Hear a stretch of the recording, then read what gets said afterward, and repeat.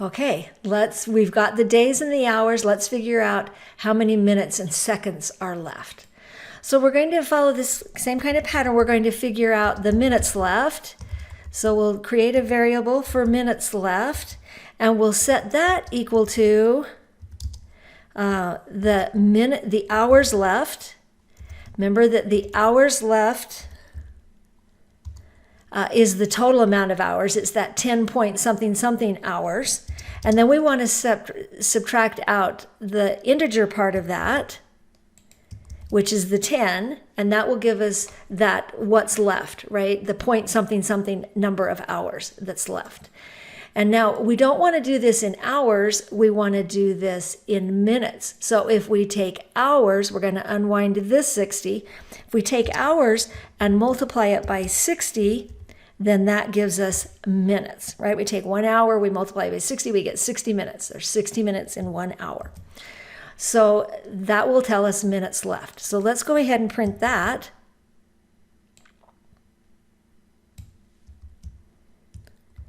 And see what we get. And there it tells us that we have 24 minutes point something something. So here's some portion of a minute left. So we have 24 point something minutes left. And that's, now how are we going to fix that? That tells us how many minutes. We want to use the same math.floor on this to get the integer portion of it.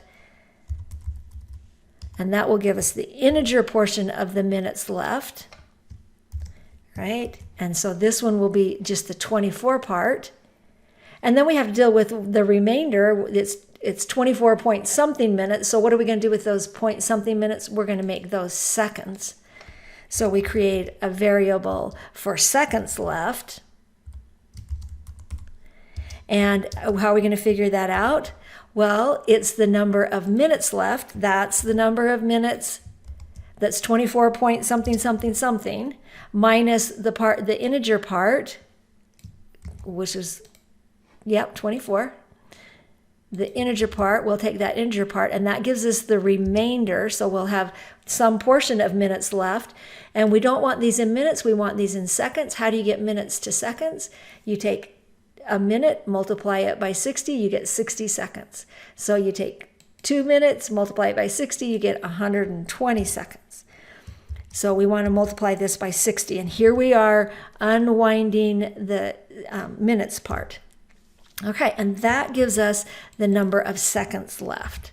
So let's go ahead and display the number of seconds and see what that leaves us. We refresh, and there we have 54.99999 seconds. So here we have a number of seconds left. Now this remainder is milliseconds. And so we can drop that and just say we want the seconds, and we just won't deal with the milliseconds part. So here we can do the same thing that we've done before with math.floor. Now in this particular case, notice that it's almost a whole second. So this might be a time when we want to round instead of use the floor. And that way it would either round up or round down depending on how many milliseconds, right? Well, not how many, what portion of a second, right? This is 54.999 seconds. This would definitely round to 55. So since we're going to not deal with the remainder part, we really could round here.